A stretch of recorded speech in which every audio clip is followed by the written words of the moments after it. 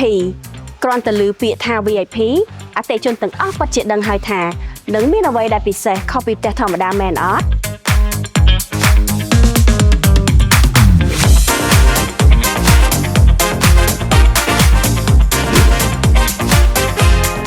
មិនខុសទេផ្ទះ VIP របស់គម្រោងបូរី Hayhill City គឺបានរៀបចំឡើងជាពិសេសសម្រាប់អតិថិជនដែលកំពុងស្វែងរកផ្ទះដែលមានការរចនានិងគិតពីភាពធំទូលាយជាពិសេសជាមួយនឹងសម្ភារៈដែលមានគុណភាពល្អយើងបានរចនាពាក្យ VIP និងរចនាផ្កាយ៉ាងស្រស់ស្អាតលើរបងផ្ទះយើងបានគិតគូរពីការការពារកម្ដៅនិងទឹកភ្លៀងជាចូលតាមបង្អួចដូច្នេះដំបូលនេះការពារបានដោយគ្មានបញ្ហាព្រមទាំងបានរៀបចំជាមួយសម្ភារៈដែលមានគុណភាពនិងទំនើបស៊ីវិល័យយើងបានគិតគូរដល់អតិថិជនដែលស្រឡាញ់ការដេគ័រមិនបាច់ចំណាយពេលរង់ចាំយើងបានរៀបចំរួចជាស្រេចស្រស់ស្អាតអំណាចនិងរួចរាល់យើងបានគិតគូរឲ្យផ្ទះកាន់តែមានភាពទូលាយ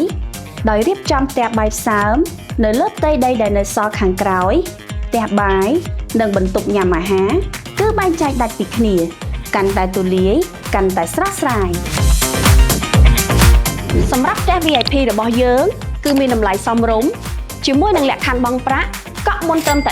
10% អាចចូលរស់នៅបានភ្លាមៗនិងបង់អត់ការប្រាក់រយៈពេលយូរព្រមទាំងមានការថែមជូនជាច្រើនទៀតជាពិសេសមកទស្សនាផ្ទះគំរូពិតនៅក្នុងខែនេះនឹងទទួលបានកាដូអនុស្សាវរីយ៍ជាច្រើនភ្លាមៗនិងបានបំពេញសញ្ញាឆ្នោតមានឱកាសឈ្នះ iPhone 16 Pro Max និងរង្វាន់ជាច្រើនទៀតប្រញាប់រត់ឡើងណារបស់ VIP មិនមានច្រើនទេសម្រាប់ព័ត៌មានលម្អិតសូមទំនាក់ទំនងមកកាន់ការិយាល័យលក់ឥឡូវនេះសូមអរគុណបុរីហេងហៀងភាពថ្កុំថ្កើងសម្រាប់ការរស់នៅនិងប្រកបអាជីវកម្ម